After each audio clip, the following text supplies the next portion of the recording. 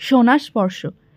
এটি একটি খুব লোভী ধনী মানুষের গল্প, যে একটি পরীর দেখা পেয়েছিল।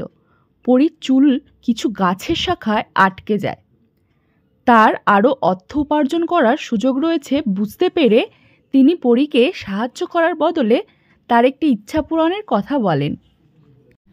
তিনি বলেন, যা আমি স্পর্শ করব তাই যেন সোনা হয়ে যায়, এবং তার এই ইচ্ছা কৃতজ্ঞ পরী মেনে নিল।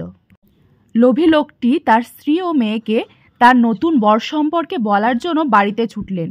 পথে সব পাথর বা নুড়ি যা স্পর্শ করে তাই সোনায় রূপান্তরিত হয়ে যায়। এই দেখে আনন্দে আটখানা হয়ে সে বাড়ির পথে রওনা দেয়। বাড়ি ফেরার পর তার মেয়েটি তাকে অভিবাদন করার জন্য দৌড়ে এলো। যেই তিনি ঝুঁকে তার মেয়েকে কোলে নিলেন, সে একটি সোনার মূর্তিতে পরিণত হলো। তিনি তার মূর্খতা বুঝতে পারলেন এবং তার বাকি দিনগুলোতে তার ইচ্ছাকে ফিরিয়ে নেওয়ার জন্য পরীর অনুসন্ধান করতে লাগলেন।